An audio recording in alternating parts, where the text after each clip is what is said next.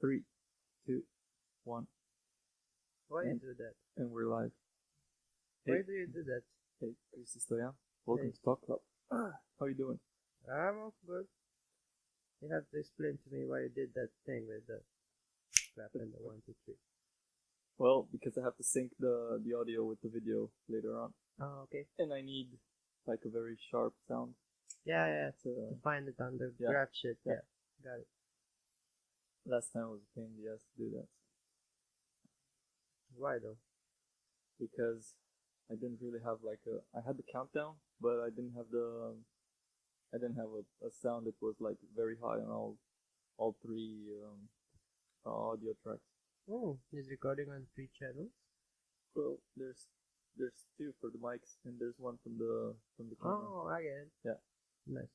Yeah. So, what are we talking about? Whatever you want. I have nothing to talk about. Really? Oh, we're talking about Game of Thrones. Oh, man.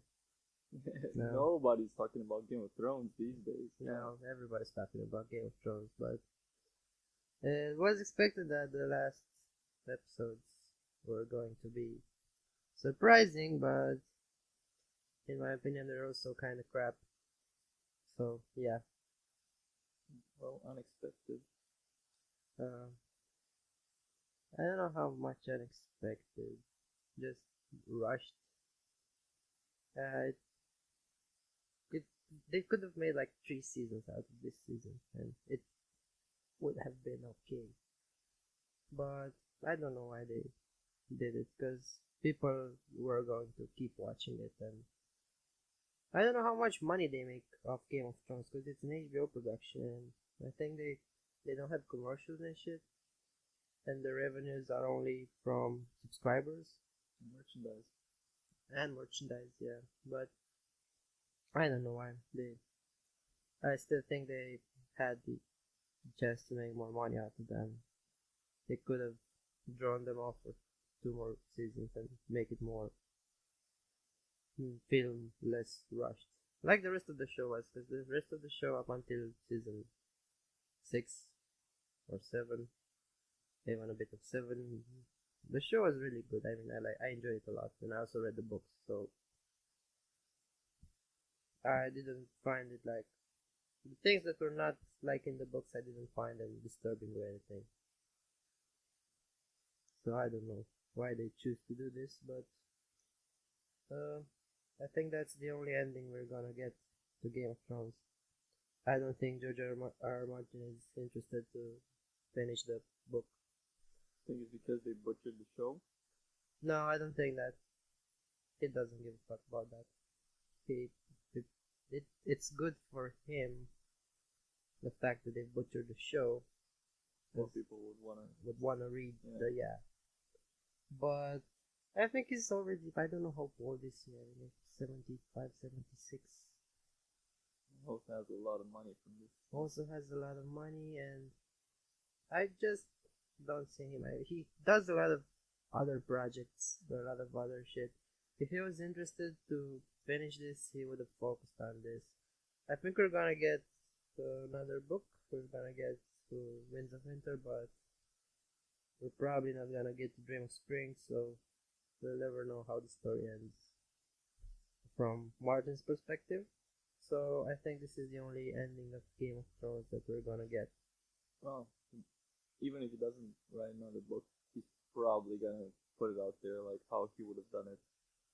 I think he would probably do that. I know they did that with Half-Life. Like the guys who wrote Half-Life 2, they put out like how they would have made Half-Life 3. Yeah, they're probably going to. He's probably going to do that. But the thing is, I don't know who might do. I mean, just like, okay, say he says the ending and look, it was building up to this and that, but I think he's not gonna do it while he lives, but he'll leave us something if he dies and doesn't get to have his conclusion on Game of Thrones made known. But I don't think we're gonna get a full book nonetheless. Probably not. I don't know. I'll have to wait and see. Maybe he's in much better health than people give him credit for. I don't know. No, it doesn't look that way. I don't know. Doesn't I look don't that way. know. But wasn't he like writing something else? He is writing side. I can't remember exactly what. He has a lot of side projects as well. I know that they want to make like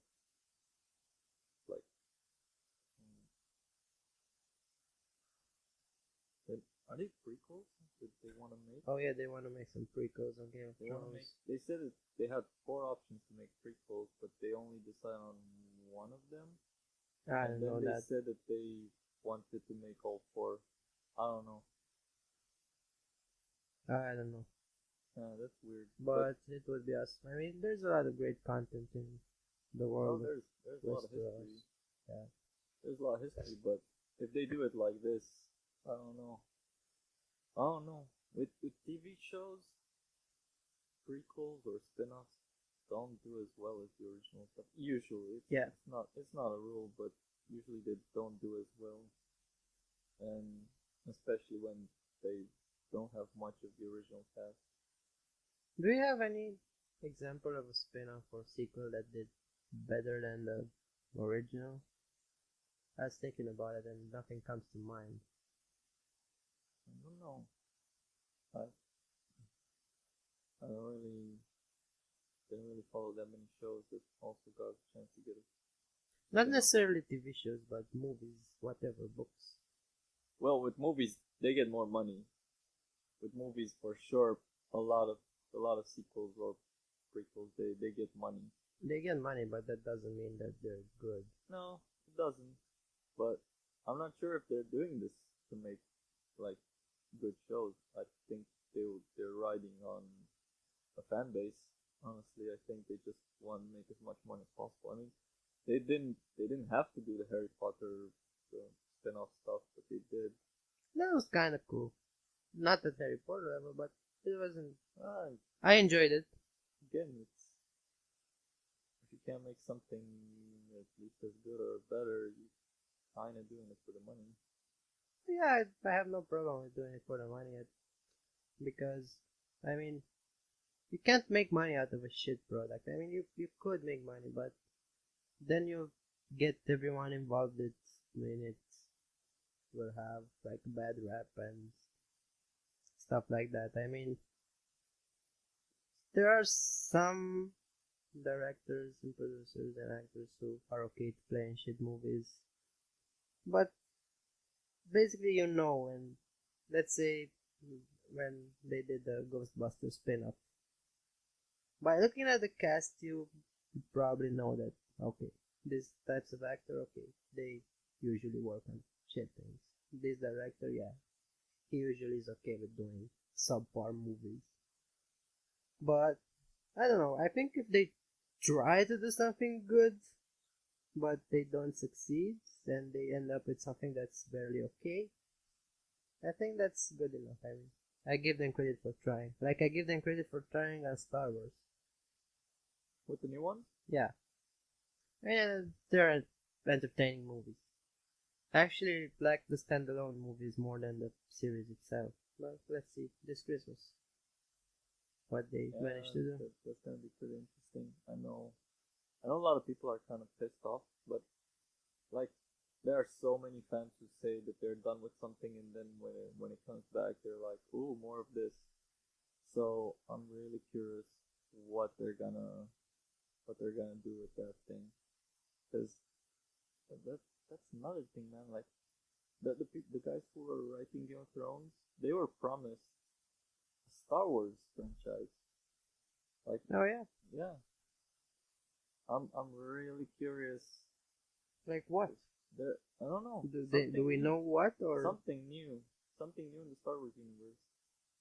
like sequels, I'm or not sure if it's. Well, I think it was a trilogy, but I'm not sure if it's a continuation following episode 9. I'm not sure. okay? But Yeah, I'm looking forward to that. Hopefully, they'll make something good out of it. But you can't just make Star Wars in 2019. Star Wars is like okay, it's an okay movie for the 80s, and now we watch it because it's a classic, and it's good for its time, but it's like a really simple story with. No, it's a really simple story, and here's like I liked episode 4. I liked episode 5 a lot, and I really did not like episode 6. Like there were some things that happened just to continue to pull the plot in one direction. Like Boba Fett dying from like no reason almost and falling Yeah. into the plant pit. Yeah. And like really stormtroopers fighting teddy bears. And what was that? I guess those teddy bears were made just like for merchandise. Yeah, but still like Probably. people were taking Star Wars pretty seriously but before. And people still love Ewoks. I mean, Yeah, they do. so But they also think that it's kinda dumb. yeah, And it's funny how they try to bring those cute little shits in the new franchise. which Like one? the penguin Oh, the porgs? porgs, whatever. Yeah, they try to make a big deal out of those. Yeah, but nothing came of it. It Yeah. was just food. They try to make a marketing thing out of that BB-8 robot, which is a cute idea, but you know, it's obvious that it's just marketing thing. Yeah, and it's a rehash. Like they tried to make that the new R2D2, but it didn't really stick.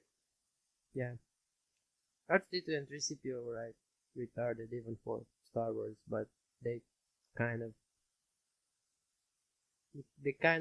grow on you. Like Yeah, I really hated C3PO at the beginning. yeah, I really hated him, but I liked R2D2 more. Like as much as he's a trash can. it's a trash can that doesn't speak.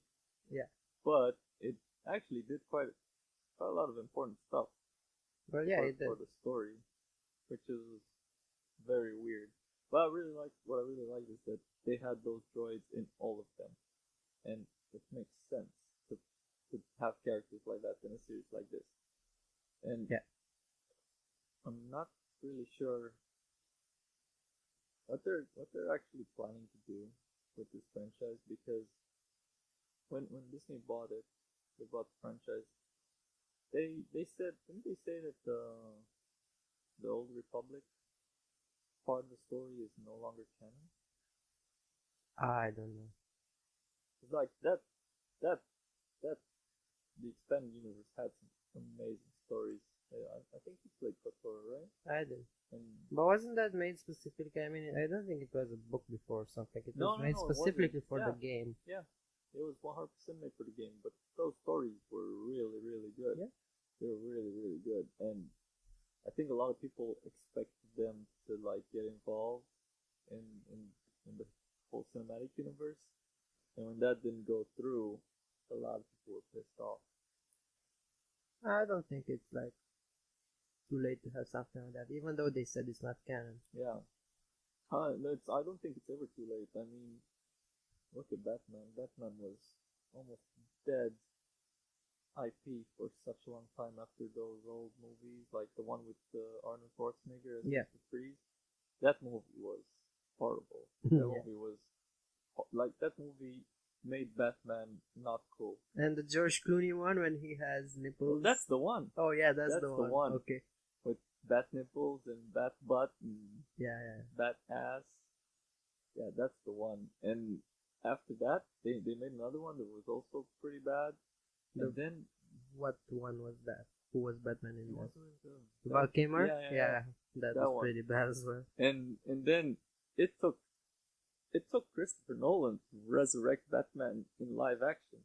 Yeah, that's what you do. I mean, that's why I'm not even mad when they try to rehash something gold, because if they put some work into it and have good writers and have a good director, they can make something good out of almost anything. Of course they can, but studios don't really want to do that most of the time. They I don't mean, really- when they were planning to do Batman with Christopher Nolan, I don't think they were like, oh yeah, let's do something amazing. They're like, let's make some money. And if you do something good, you're guaranteed to have money. If you do something bad, you could have money off of the nostalgia factor. But they still invest a lot of money in these productions, so why not try and make them good? That's why. They do, but what I know it happens. Like I know I was reading a lot of like interviews and stuff from like people who were working with David Fincher. Yeah. And like whenever David Fincher wants to make a movie, he basically goes to like a bunch of studios and asks them for a budget. But a lot of studios say no because David Fincher wants to make a movie the way he wants to make the movie. He doesn't want executives in his ass all the time. Yeah. He wants creative freedom. He wants to be in the editing room. He doesn't want another Alien 3 to happen. And like a lot of executives just say no to that. It's like, no, we want to call the shots, and then okay, then hire someone who wants to do it the way you want to do it. Because that's risky. That's really risky. I mean, Is it? you do Is it have to. though? It is, because you do have to, especially in this day and age, you have to be like really careful with the things you put on in movies and on air. So I don't think that it's okay for creative to push a lot of things, but I think they should have the right to veto some stuff if they think it's necessary. Like, okay, we're not doing this bit in this movie because this is a sensitive subject and we're not making this kind of movie. Then again, I mean, they did some pretty fucked up things in Game of Thrones that I thought they were not gonna go well with the public, and Yeah, but that's They Game of Thrones, that's HBO, they didn't really care. and they're like, they don't care to have the movie to as many people as possible. HBO is doing it. It's always done, has always done like NC-17 movies or stuff like that, where they use the word fuck a lot, and Also, David that's Fincher. that's their thing. Wait, I think they only did one or two movies that were not rated R. Yeah. Like Benjamin Button and Panic Room. I'm not sure if Panic Room was. I Uh, don't think it was. I don't think it was rated I don't R. think it was rated R, but There's nothing that would be rated R in that all movie. the other ones, I think they were, and they all made money. I don't think had a bomb. Maybe Panic Room. I'm not sure. I'm not really sure. Could That, be. but I remember Panic Room being one of the first movies I saw pirated from the internet. really, We just had like a network installed in our flat. It was like really crap internet, and I spent a few hours downloading a few movies. Panic Room. One of them was Panic Room. Another was Final Destination. Which one? First one. No man, that And movie fucking scared me. yeah. I was paranoid for a month after seeing that shit. And I also saw things. I don't know why, but people were really into horror movies in that period.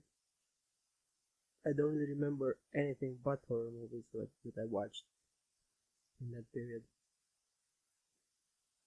There was one, The Cube.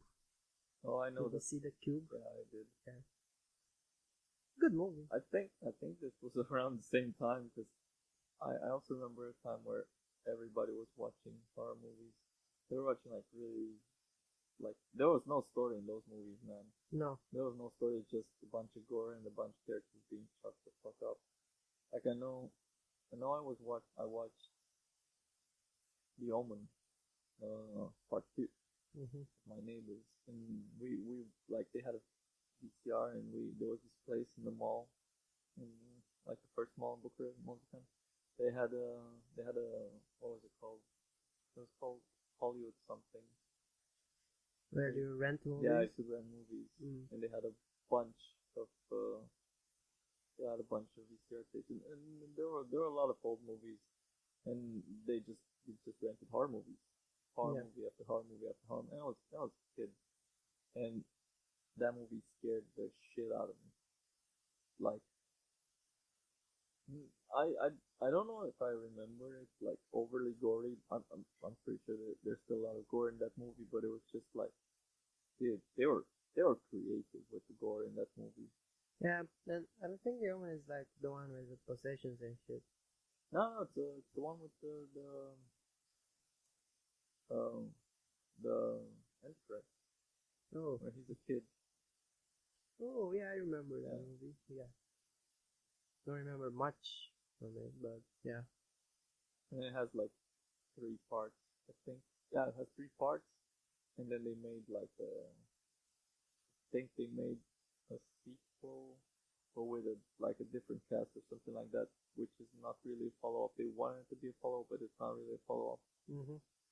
I think they tried to make a new franchise with some bullshit plot, but it didn't really go anywhere, and they quit. And then they made the remake, which again did not start a franchise, Yeah. but There was that period of time when they used to make horror movies, but with no jump scares, only gory stuff, and now they're back to doing jump scares. they're so bad. They're so bad. I don't know.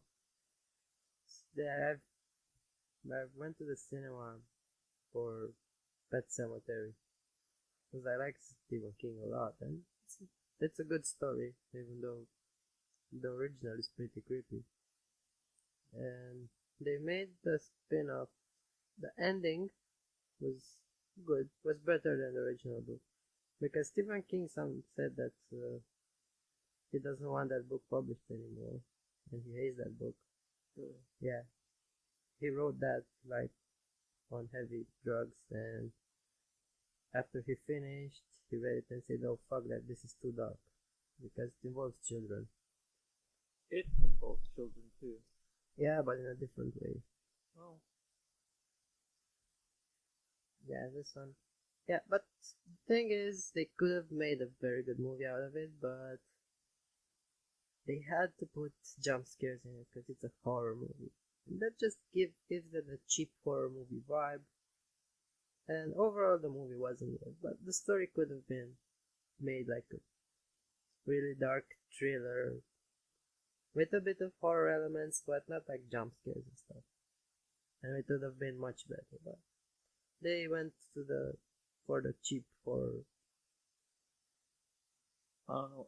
If I were to make a horror movie, I think I would put like one jump scare in Yeah, the entire movie, and but not at the end or at the beginning, just somewhere where no one would expect. Like kind of like Jurassic Park has one of the best jump scares I have ever seen.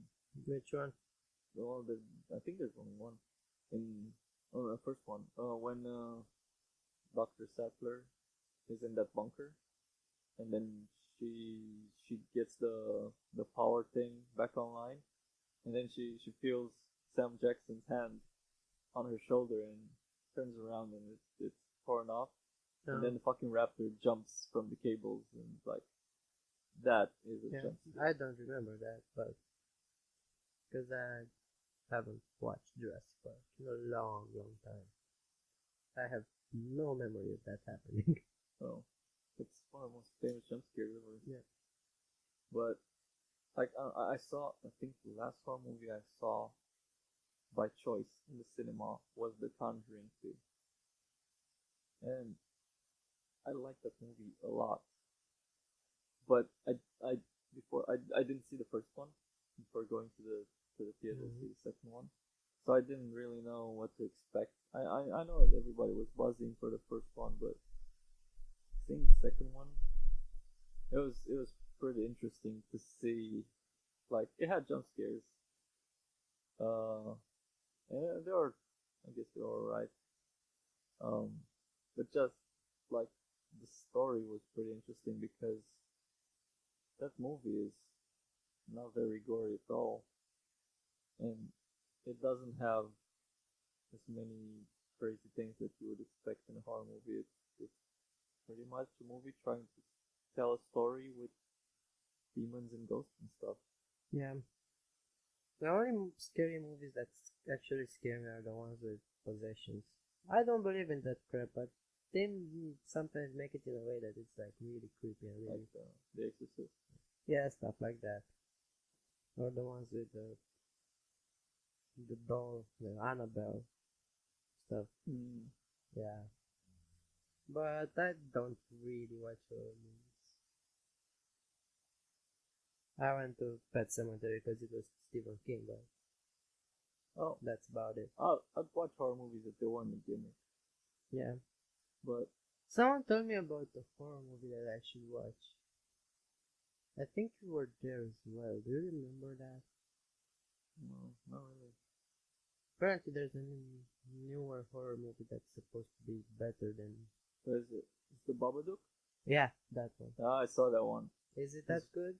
Well, it's really I liked it. I think I don't think it's particularly scary. I wouldn't really call it like a hardcore horror movie, but I would actually recommend it because it's really well acted and the story actually goes somewhere. It's pretty weird. It's an Australian movie and I don't know. I don't know if there's that many Australian movies to know if that's like in Australian cinema style, but it's really cool. And it was I think it was made with like a fairly limited budget because Mm. the cast is pretty small and the setting is pretty small. And I don't know if they use CGI, but they have like this style of making like the stuff that you would normally CGI. It's I'm not sure if it's like a combination of like animatronics and paper stuff. I don't know. Really? Yeah, it's really cool, and the the atmosphere of the movie is really cool. Uh, I remember when it came out, it had a bunch of critics buzzing about it, but it kind of fell on the radar on the larger scale. Like I don't know, there are so many good movies that do not get any attention from like big media or like awards. They mostly get some attention in like smaller ceremonies or stuff, but I think they should get more attention, even though they're not making that much money, but like they're really good stories. Yeah. There are also some movies that are just made for like artsy stuff and independent festivals. For example, I know if a movie has in the trailer that it, well, not in the trailer, but if I see that the movie got an award at Sundance, I know there's a 50-50 chance that it's an artsy Mm. piece of shit only made to get some critics recognition, but it's not a good movie. Because I don't think just because critics appreciate it and okay, it's very correctly done, it has like a controversial theme. I don't think it's necessarily a good movie. I need a bit of that pop, Mm. you know, I that saw that general audience draw. I saw a movie last week that was exactly like this. Pretty old movie. It was called I think it was called Veridiana. Okay. And man, this movie really got me mad because like it has a super high score on pretty much any critic site, Yeah. and the movie like it has no characters pretty much. I mean, there are people playing in it, but they're not really characters. They're just people doing whatever is needed to get the plot to where they wanted to take it. Mm-hmm. And then the ending has makes no sense. Like everything that was set up throughout the film is just thrown out the window, and Yeah. and it's just like what is this and how? Okay, I understand.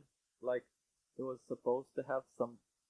It was basically like a bunch of scenes that were individually meant to have a very deep impact and make you think. But when you put them together, it amounts to nothing. You can't just put random scenes and hope to make a big story. Yeah. And like I don't know if like a film critic would judge something like that. They should just chop it up and have 5 shorts Yeah. and give them all 5 stars. But there are a lot of movies that like make no sense and they do like these giant logic like leaps just to I don't know. I really don't know who they're impressing with those those kinds of movies. are trying to find meaning in something that just isn't there. Yeah, I remember being very disappointed when watching The Talented Mr. Ripley. Remember that movie? Yeah, I remember that movie. Yeah. Oh man, I wanted to watch that movie just based on the cast. Yeah, exactly. And- That's why I watched it. And Jesus, like That is that- the most boring movie I've ever yes, seen. yes, it was. And at the end, I was like, I think this movie I was just telling you about, it fits with that. And if that movie was a genre of like everything that could go horribly wrong would go horribly wrong, this movie fits in that category. Yeah, and I think that's the purpose of that movie. Actually, it's actually make you feel uncomfortable, but I don't know, why would I pay money to see that? Why would anyone want to see that in their free time? Just like inflicting yourself with paper cuts, you know? You know another movie like that? It's that Guy Ritchie movie that he made with Madonna. Oh yeah, that's What was That- the name of that? I don't remember, but Was it Swept Away? I don't remember. Probably, I think it was Swept yeah, Away. but it's bad. I It's remember really watching it like 10 years ago. No, I watched that movie just because I wanted to watch all of Guy Ritchie's movies, yeah, and I was like, this cannot be made by him. This was made by someone else, and maybe someone else with the same. I don't know. Like this cannot be. This cannot be. And I guess it is. I don't know how some of these are like. I don't know. Even the best directors, like sometimes they make such a dud that you find very, very hard to believe that they actually made the movie. except for Tarantino. Well, he did Death Proof, which That Proof wasn't made to be like a movie. no, but it's his worst movie by far. Yeah, could be. I mean, But I don't at think least the I- first half. I want. I enjoyed it. Yeah, I me mean, too. for that genre. So Yeah. it was made with that purpose. It meant it got what it wanted to get. It wasn't like a Tarantino thought of plotted movies like for 10 years or something and made a really good movie. It's like just let's make a fun little short horror-ish, comic-ish movie and we'll then make a double release with my friend Rodriguez and release that movie. The second part though is like I like the second part more than I like the first. I think the second part is actually could be part of a really good movie. Planet Terror. No, Death Proof. Like Oh yeah, the there's second part of the that. second Yeah. part when with the chicks and chasing that chase scene that chick what's her name, Zoe something. Zoe Saldana. No, it's not that one. No, That's the chicken. No. what's her name? Was it Zoe Bell? I don't remember. I know her name's Zoe, but I can't remember her last name. But I damn, can't even picture her. is that she's a stunt woman, No. and dude, she is so talented. Like Yeah, the movie was awesome. that stunt when she was on the front of the car, on the Yeah. front of the car, that was so insane. Yeah. I have no idea how they shot that. I have no idea how they shot that. Probably should look it up. Uh, I don't know if we'll find anything about it. that was fucking insane. And that chase scene was really, really long. And it was one of the best chase scenes. Definitely was. I was watching a lot of old movies and with famous chase scenes, but I guess they were pretty cool back then, but now they can do some stuff that's like fucking amazing. Yeah. I also like the chase scenes in Matrix a lot. Yeah. Those were over the top, destroying like 70 cars in for one shot. But it actually worked. Yeah. Like the Matrix managed to do over the top action very well because of the setting. Yeah. Made it believable. Yeah. Apart from that bowling ball sound with Agent Smith, Yeah. but I don't know. That was just like the comic relief. I don't know how that slipped into the movie, in the me final neither. release of the Me movie, neither. though. Me neither. But do you like the prequels, Matrix prequels? I don't know the Matrix people. Really? Yeah. You only saw the first one? I saw the series, the first series, yeah, the 3 movies. Yeah, but there's like so the first I know one is there's the original and 2 and 3. Those are kind of the sequels. No, the sequels. Yeah. You said the prequels. Did I say prequels? Yeah, I Oh, thought there oh. were prequels Oh, at those, Matrix that I'm not I aware think- of. Didn't they want to make? I think I they think they wanted did an to. animated thing. Yeah, they did. But I know I that didn't see that. I know that a few years ago, like they announced like 2 more Matrix movies with Keanu Reeves, and everybody was like, "Yay! When are they coming?" And Keanu Reeves was like, "Never. I didn't sign up for anything like that." Yeah. But yeah, like a lot of people do not like part 2 and 3. I know. I don't know why. I guess I can understand why, but I enjoyed it very much. Yeah, me too. And I feel like they ended really well. Yeah. I mean, And the way they developed, especially the Mr. Smith character, I think it was pretty good. yeah, I think it's one of the highlights of the series. Mr. Smith becoming like a virus and infecting everything. yeah, I liked it a lot. I'm not sure if they could have made 2 movies instead of 3. No, I think it was good. They released them like in a very short Yeah, period they of did. time. But I remember when the second part came out that people were so pissed on how it ended. They were so pissed. I don't remember that. Yeah, Why were they pissed? Because Neo touches that sentinel and then he just falls unconscious and the movie ends. No. And Yeah. they were like, "Oh my god, I want to know what happened." Like People were more sensitive to things like that back then. I think, Now everybody does stuff like that where they end up in a huge cliffhanger. yeah, they do, but people are still pissed now, aren't they? Yeah. Sometimes. I don't really know why. I mean, I guess executives or producers listen, but I don't think they listen all that much. I mean, I think they would listen more if people would go see their stuff. Yeah. But I mean, if people rage online and they just go see the movie anyway. Yeah. I don't think they would have like any reason to stop doing what they're doing. But they don't. I mean, even though people are raging on the internet, that's not an accurate thing about how people receive the movie. You also get, you always get people that are pissed on what you do.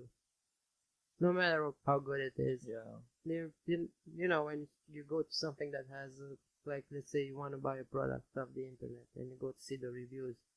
There are a lot of 10 stars reviews, a lot of 9, a lot of 8, a lot of 7, and then they decrease. Very little 2-star reviews, but a whole bunch of 1-star Yeah. reviews. Because people tend to exaggerate and see things in black and white. So if a movie is not a 10 in their book, it's a 1. So yeah, fuck that movie. That was horrible. That was the worst movie I've ever seen. Because people tend to over exaggerate and polarize on. Even I think this is the case in every aspect of life nowadays, with people being overly polarized. I don't know. I have a habit of, like, whenever I want to buy something, I always read the reviews, but most importantly, I read the bad reviews, because Yeah. you get some information reading really bad reviews that helps you understand the really good ones and see if, like, I'm reading stuff on eBay that has nothing to do with eBay itself or the sellers on eBay. Like, there are people complaining, giving 1 star to the seller because the courier broke the package. Yeah, I know. And That's it, yeah. So a lot of negative reviews don't have anything to do with the product. They're because either something happened that doesn't. Okay, maybe the platform that is sold on the shop, but it's not about the product. It's about the process. yes, It's about the warranty. But most of the time, when you buy something like from some shops, at least here, you get the shop's warranty, not the I mean, people go to take the shop warranty because you do have in the pack an producer's warranty, and you could use that. But for some reason, they use the seller's warranty. They go to the seller to have the product repairs, and sometimes they do have bad experience. And no matter how good the shop is, sometimes you will be unlucky and have a bad experience with it. But yeah, a lot of negative reviews are either stupid, like let's say someone bought a toaster and this doesn't. I tried, I don't know, drying my sheets on this and it doesn't work. So yeah, you bought a toaster, 1-star review, great. Or just things that are about the process and stuff. A lot I didn't find, even in very bad products, there are not a lot of useful 1-star reviews. No, but You sometimes do get some info that. Yeah, but that's what I'm thinking. Like, reading the 1-star reviews, you actually get a sense of is this seller really shit? Yeah. Or are people like bitching about stuff that has nothing to do with the seller? Yeah. Because I think you get a really good picture most of the time if the seller is doing a good job and just fulfilling their end of the deal. Yeah. Because like if you're buying from someone and then the courier is bad, there's nothing that person can do. Is like they're not gonna ride with the courier for every package to see if they're doing a good job. And also it's not necessarily the courier's the courier company's fault that they have some bad employees that don't give a fuck about like their job and they throw the package over the fence or stuff like that. I love those videos from the US from people who have cameras in their front doors. Also, there are a lot of funny ones, but I don't get how people in the US just leave the packages on the door, like on the doormat. How come people don't steal that? I don't know either. Like when I was working in newspapers, sometimes we would have like packages, like book packages. Yeah. And some of them were pretty big, and the company policy was to put them in a company bag. We got these plastic bags and put them, hang them on the doorknob, and just leave them there overnight. Yeah. And obviously, if someone wanted to steal them, they probably could. And I don't know the value of those books. Some papers are pretty big. It's a book, okay. How much can it cost? I mean, but when you order like, I don't know, a laptop or phone, and they just leave it on your front door. America has a lot of crime rate, but I'm guessing they don't steal that much. Or I'm guessing they're just doing that in like the good areas. Yeah. Like in the suburbs where everybody knows each other and stuff like that. I don't know. I know I used to hate going in people's yards, man. Whenever I had to deliver to the door, like the first time I would do a route, I had to worry about dogs and like I don't know what like home security systems they would have had. Like I didn't want to trigger any crazy alarms at 4 a.m. No spikes or there were some houses booby traps that had dogs. Yeah. And like there was one house that had a dog in the yard, and they had a huge yard, and I never went in their yard. Never. So where would you leave the newspaper? At the post box. Oh, okay. And that was it. Like I didn't really want to test the chain for the dog. It sounded like a really big dog too. Yeah. There was also another house that had I think it had a German Shepherd, and like that dog would always bite the newspaper when I put it in the house. So I'm not sure if they ever read the newspaper, but yeah. They just got like the daily chew toy for their dog.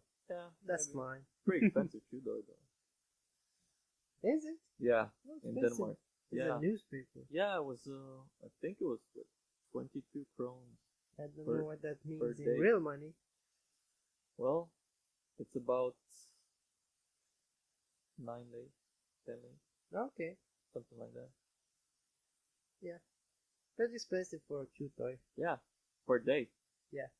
And it was really weird. Like I remember I was at the dentist once there, and they had the newspaper that I was delivering, and it was like the weekend section, not the weekend section, the weekend version. It was like 4 times thicker than No. like working days. And there was a woman. She took the newspaper. She read like half a sentence and just threw it away. It was like, I think a lot of people do not spend hours reading the fucking newspaper in the Mhm. weekend. I think they would just read 2 pages and then throw it away. And there are also a lot of people who are paying for the newspaper, but they will never read it. I would always find old ones in the mailbox. Yeah, because people don't really read newspapers anymore. They pay for them.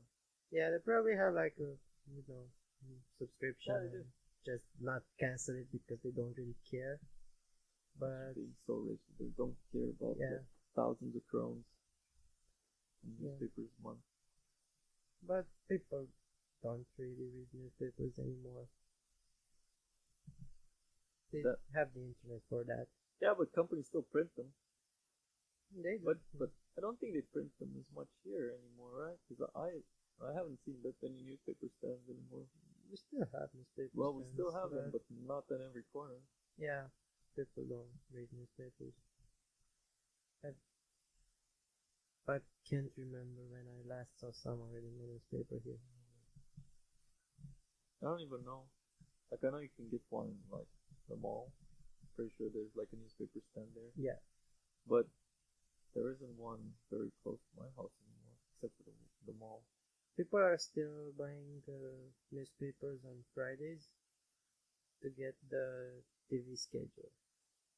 Really. People who still like having a paper TV schedule and checking and marking things that they want to see, but that's about it. You don't even need that because with digital television you have Yes. the channel list and Yeah, stuff like that. I'm guessing it's usually old people who do that. Probably, yeah. But man, it's so weird. People are still watching TV. I mean, that's not that weird. Like normal television? Yeah, normal television. You still get football on it. You still get, I don't know, series on it.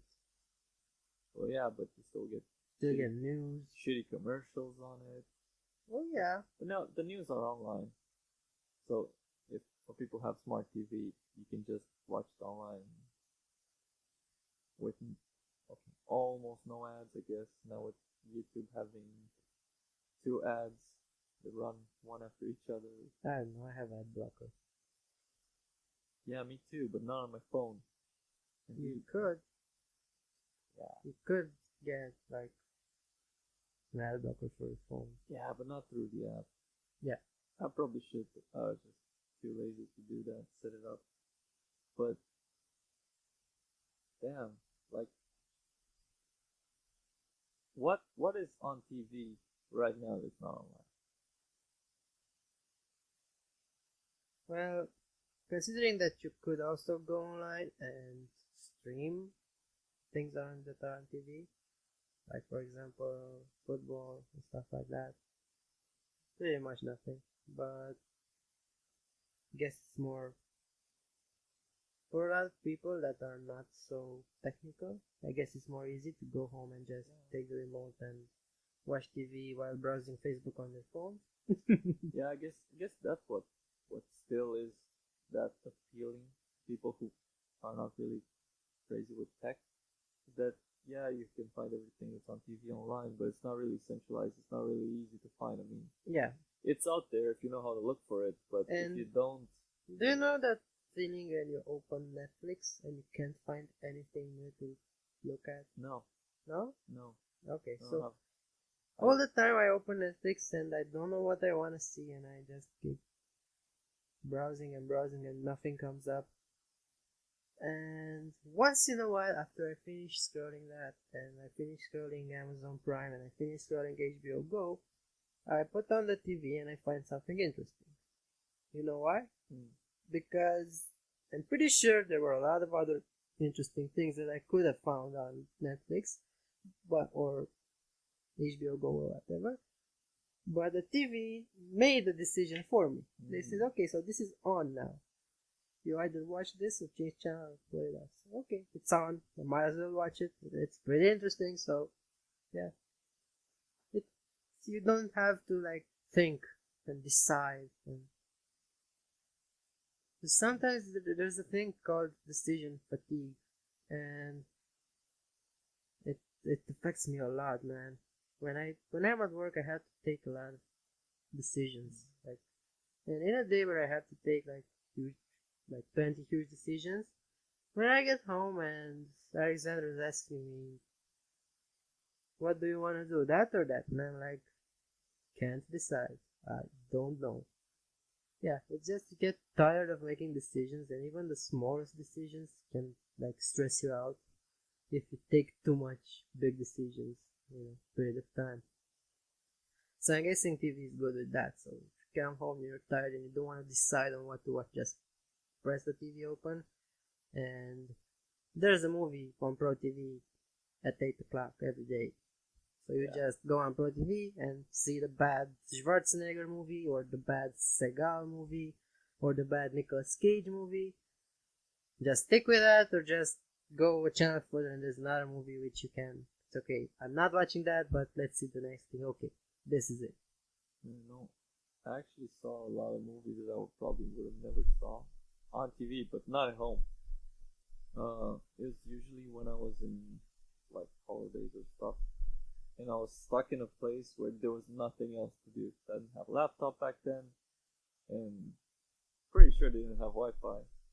So I was stuck watching TV, and yeah, I saw some fucking crazy movies, like old movies, but like really really cool. Yeah. On what was the channel's name? I think was it TNT? Yeah. They were showing old movies. I think now it's MGM. Probably. Yeah. But I saw a really old movie. It was called like the Fearless Vampire Killers. I think I've heard of that movie. It's with Roman Polanski when he was really young, and then after it, this was 3 a.m. movie. And then after that, I saw a Chinese movie, and it's called The 36th Chamber of Shaolin. Oh yeah, that's a good movie. And it also has a sequel. Yeah. But holy shit, I watched that movie and it reminded me so much of like all the Jackie Chan movies, even though this movie is way older than any Jackie Chan movie. But it's with the guy from Kill Bill. That double role. He was the leader of the Crazy 88. And he was also Pai Mei. And it was so cool to see him in like a original Chinese production. Did you know that people in China actually don't like Jackie Chan? Really? Why? Yeah. I don't know. He went into politics and did some pretty controversial stuff. And there was also a thing with his son that he got caught with drugs or something. And he just went and said, whatever he did, he must answer and stuff like that. And people didn't take that really good. And they see him like that arrogant guy who went to the US and made a lot of money. While in the US and in other parts, you see, that funny Asian guy who fights stuff. But in China, they don't like him that much. They like. But he lives in China, doesn't he? He does, yeah. That must be pretty tough. For him, it isn't. I think one of the reasons that people don't like him is that he has a good life in China. Yeah, he does. But even then, like, I don't know how China deals with stuff. I don't know how fame really is seen in China. Like, if you can be. I don't know. Well, he is famous in China. He is known. He is known, but I don't know. They don't like him. I don't know if they treat famous people in China the same as they would treat famous people in like America. I don't know about that. Because, like, I'm pretty sure there are countries where stuff like Kardashian style would not uh, go very far. I don't know. But in America, it's like, oh, this is the one of the best things ever. I know in Japan they're pretty crazy about big superstars. Yeah, They I could also see were. Japan. But Japan also always had that thing where they like everything that is American and they copy America very much. They do have their own culture and stuff, but they, after the Second World War, everyone was like trying to copy America. And in the 80s, all the famous rock musicians had concerts in Tokyo and in Japan in general. And they first went touring in Japan, and if they sold a lot of tickets in Japan and people in Japan started liking them, they'd go back to the US and have an US tour. So first they'll play like small venues, then have a tour in Japan, because they were like really receptive of American bands and rock music. And they will go big in Japan and after that come to the US, have a tour. Yeah, a lot of like Ozzy Osbourne, the Japan, Deep Purple, guys like this. It's really interesting that, like, in wrestling, like, American wrestling was really big, and it's still really big, but WWE didn't have competition in a long time on at home. But now New Japan is really starting to become like quite a contender, and like it could be like a new promotion to kick things off. And I know it, not sure if they did, but I know they had plans on like doing like a US tour. I don't know. I don't think New Japan are catching with the general public in US. Just with a bunch of smarks, which is like maybe 10% of people watching wrestling, I think. So No, I don't think it will catch the general public in US, especially since most of the guys don't speak English. I don't know. but they had a lot of gaijins. They do. I don't know if they have that many now, but they had a lot of big stars. Most of them left kind of, but I think they probably would have done better than TNA. Nah, I don't know if they want to though. I don't think they want to go into the US market. Okay, maybe have a tour just so you can bring what they want to the 10% fan base, but I think that's it. They're really good though. I mean, they put on some crazy pay-per-views. Yeah. I was watching. I think it was the final match between Okada and Kenny Omega. That match, man. That match is. It's the type of match I haven't seen WWE put out in many years. And like I'm pretty sure they could, but I don't know if they really want to anymore. Maybe by mistake. Maybe my mistake. Yeah. It's also weird. Like back when I was watching them every week.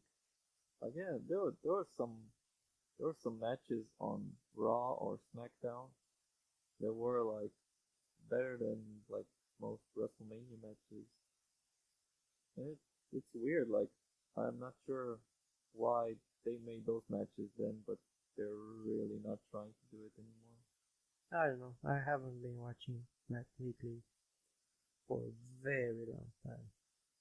They still have a lot of talented guys now, but they're just not even trying to do their best. I guess because they have like a really uh, tight schedule where they have to perform a lot. I think they were just being extra cautious with the moves they do, just not to get them hurt, and settle for really safe moves and stuff like that. They had crazy schedules for a really long time. Yeah, I know, but now they started caring about players' wellness and concussions and stuff like that. Have you seen that John Oliver thing on? John Oliver did a thing on wrestling and WWE and how bad they treat their employees and their. No. No, you should watch that. He does say a lot of true stuff, but he is in his characteristic fashion a bit exaggerating. But yeah, he put the spotlight on WWE and all the shitty things they do. Well, I know that they do a lot of shitty things, and pretty much if you're not a top guy in that company, you're not really more than just an employee. Yeah. And actually, even less, because they're not really employed. They're independent contractors, aren't they? Yeah. So basically, a wrestling freelancer, Mm-hmm. unless you're John Cena, I guess. But yeah, like most of them don't really get much money And they do still get a lot of money. compared to wrestling in like indies and stuff. No, but compared to, I don't know, like working in a bank or something, they do get a lot of money. Yeah, but they have to spend a lot of money on travel, and Yeah, that's pretty shit. And- They had a thing with some guy recently that complained that he had to go to a house show, but he didn't have money to pay for his hotel and his travel because they don't cover that. yeah, they don't.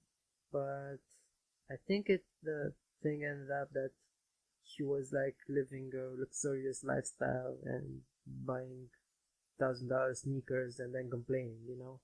So okay, you know what you signed up for. You know that you're gonna have this cost and you're gonna have to be there.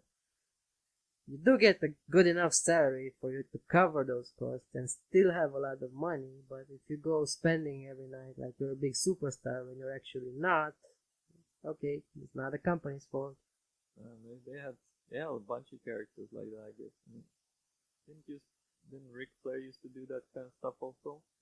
Probably, I don't know, but Buying probably. like 10 gold watches and then not having money for like a bunch of other stuff. And he would come back and like fall on his head a few times to get more money. Probably. That dude was crazy though. He still is, I think. Yeah. Wrestled in his 60s, 70s. Undertaker too. Yeah. Undertaker's not that old though. No, but dude, Undertaker has had some pretty big leg problems. Yeah. I mean, he said that he's not gonna wrestle after he got his hip replacement. Mm. He came back and did it anyway. Yeah. And he didn't. Did he come back this year? No, he didn't. He wasn't. He didn't, no. But I think he is doing something. I think he's gonna come back. Yeah. Yeah, probably next year's WrestleMania, I guess. But I don't know, man. At this point, like, is it really that hard for promotions to make new stars? Like, one, New Japan has done it so many times. They made so many big stars, like really big stars. This WWE would try to say that they're not, but they are. Like, Chris Jericho wouldn't have gone to New Japan to wrestle Kenny Omega if he was a nobody. Yeah. Or if he was bad at wrestling. I don't think that would have happened. And, Of course not. but yeah. But no, we were talking years ago about Sting. Yeah. And the fact he never went to WWE, and Sting said himself, like, I don't know about going to WWE. I feel like I'm not really sure how I would be treated if I would go there. And then he went, and then we saw what happened. And What happened? He got injured. he got injured, but he lost to Triple H WrestleMania. Of course, he's gonna do that.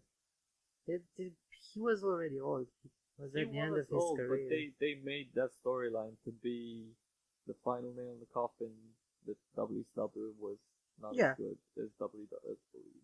Yeah, and for a business perspective, I get it. I don't know, it felt like the fans deserved more. The fans really wanted to see Sting versus Undertaker. Yeah, but they should have done this in the 90s if they Yeah, or in should the have. they were or in the 2000s. They Not should have. not at that time. It was already too late for that. Well, I would have rather seen that match than Triple H beating Sting. Okay. I mean, Triple H beat the Priest. Yeah. I didn't even watch WrestleMania this year. I just, yeah, it's disappointing. I mean, talk about like pulling your ass out of the hat. Brock Lesnar got his ass kicked by Seth Rollins Yeah. after, like, I don't know what their booking logic is. I mean, when Goldberg came back and squashed Brock Lesnar twice, Yeah. and then he lost the WrestleMania. It was like, what is this? I mean, you squash a guy who's unbeatable, and then he wins, and then you keep him unbeatable again for like 2 years, and then you almost squash him again. What is this booking? I don't know, man. They keep doing weird stuff. Some point when Roman Reigns announced that he's got cancer again, people were thinking that is this a work? And you'd say they're stupid because they wouldn't joke at something like that, but they did way worse things than that. So it's not like a stupid thing to think about. Like, is this a work maybe? So yeah, the poor guy got cancer, but people have very low expectations about what Vince will do for money. So crazy though.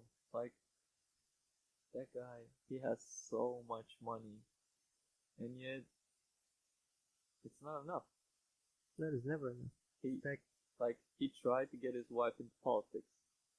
That didn't really go as planned.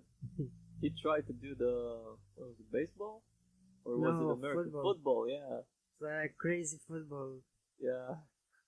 league. That didn't work. And He's I- gonna try that he again. tried it. Yeah, he's gonna try it again. Dude, I think he. I don't know. Something tells me that he does, like, as much as it appears that he will love wrestling. He doesn't love wrestling as much as he loves football, and the fact that He didn't- doesn't love football as much as he loves money. Yeah, but money, I think, money, money. think the fact that he wasn't successful with that football thing ate at his soul. Yeah, it hurt his ego. Yeah, it hurt his ego a lot, and he wants to get it back. He wants to get, even though he's pretty old, and I'm not sure if he can actually pull it off. Like, it didn't work first time. I don't think it would work now. But wow, like, well, I guess it kind of makes sense because it's like WWE is not his company. Yeah, it's his father's. It's his father's company, and it's his grandfather's company, actually. Yeah, So maybe he feels like, oh man, I didn't do anything. I didn't do Yeah. it by myself. I wanna be my own man, like that guy in Inception. Hmm. And maybe he wants to feel like he actually did something on his own. Could be. But holy fuck, if I would have that much money, I don't know if I would really try to do something like this. I mean, he was pretty successful. I think if he was horrible at what he did in wrestling, I don't think he would have gone this big. Yeah. But I don't know. Like, someone's really lost touch in that company. And I'm like, right now, I don't really know who's making most of the decisions. I have no idea. I don't know if it's Vince. I don't know if it's I think it's probably Triple H, Triple but H. Vince still has a word. Like, or Stephanie. I don't know. I don't think it's Shane, but who knows? I don't think Shane even has any more stake in the company. I don't I think he so. sold it a while ago. Yeah, probably. He's But just like doing that as like a character and yeah, that guy's crazy, bro. yeah, Like, it's fun. he is fun, but you know what? He's pretty old though. Yeah, and his hits look like a joke. And he does that Yeah, punching. yeah. That looks But like dude, like, crazy. when he came back and I saw him jump off that cage, Yeah, It's like, man, this guy Yeah, didn't die. retire. Yeah. But you know, like at Survivor Series, he got hurt really bad. Yeah. Didn't know that. Like, I think he was speared when he was doing the coast to coast, Ooh. and he hit his head on the canvas really bad. Mm. And I think they pulled an X on him. Mm-hmm. I think he got like a concussion or two. Probably. That thing. Like he changed colors. He was all red and stuff. Ah, okay. Yeah, that was. Man. That guy could do fucking crazy stunts for someone who is not really a wrestler. Mm-hmm.